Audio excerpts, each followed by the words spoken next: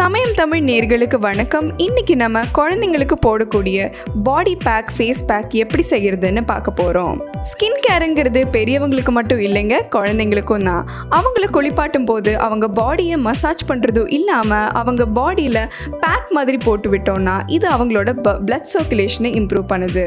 அதுவும் இல்லாமல் இது அவங்களோட க்ரோத்தையும் ப்ரொமோட் பண்ணுது. ஸோ இன்னைக்கு நம்ம வீடியோவில் குழந்தைங்களுக்கு செய்யக்கூடிய ஒரு ஈஸியான பாடி பேக் எப்படின்னு பார்க்க போகிறோம். வாங்க வீடியோக்குள்ளே போகலாம்.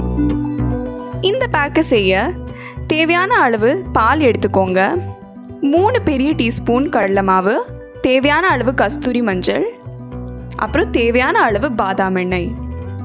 இப்போ ஒரு க்ளீனான பவுல் எடுத்து அதில் தேவையான அளவு பால் ஊற்றிக்கலாம்.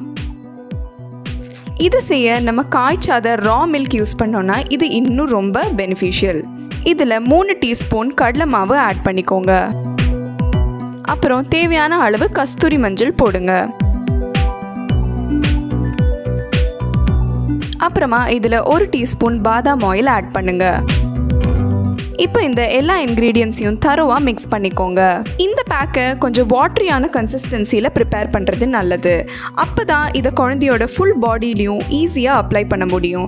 திக்கான கன்சிஸ்டன்சியில் ப்ரிப்பேர் பண்ணிங்கன்னா இதை நம்ம குழந்தையோட பாடியில் ஈவனாக அப்ளை பண்ண முடியாதுங்க. அதுவும் இல்லாமல் காஞ்சக்கப்புறமா அதை ரிமூவ் பண்ணுறது இன்னும் கஷ்டமாயிடும். அதனால் இதை வாட்டரியான கன்சிஸ்டன்சிலேயே ப்ரிப்பேர் பண்ணுங்கள். அதுக்காக இந்த இன்க்ரீடியன்ஸில் பாலோட அளவு கொஞ்சம் அதிகமாகவே நம்ம எடுத்துக்கலாம். இப்போ இந்த பேக்கை குழந்தைங்களோட பாடியில் எப்படி அப்ளை பண்ணுறதுன்னு நம்ம பார்க்கலாம். இதை நம்ம பாடியில் அப்ளை பண்ணுறதுக்கு முன்னாடி அந்த குழந்தையோட பாடியை க்ளீனாக கிளென்ஸ் பண்ணுறது ரொம்ப முக்கியம். இங்கே நம்ம கிளென்சிங்க்கு பால் யூஸ் பண்ணலாம். பால் ஒரு நேச்சுரல் கிளென்சர்னு கூட சொல்லாங்க.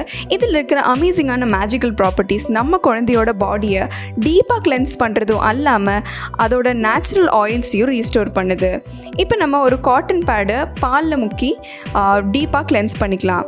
கிளென்ஸ் பண்ணக்கப்புறமா இந்த பேக்கை ஈவனாக குழந்தையோட பாடியில் அப்ளை பண்ணுங்க.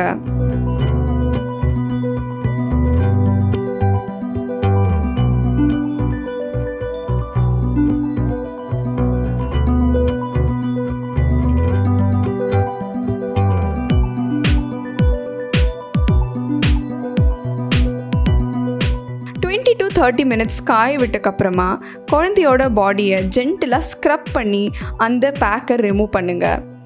ஸ்க்ரப் பண்ணும்போது ஞாபகம் வச்சுக்க வேண்டிய விஷயம் என்னென்னா, ரொம்ப ரஃப்பாக ஸ்க்ரப் பண்ண வேண்டாம்.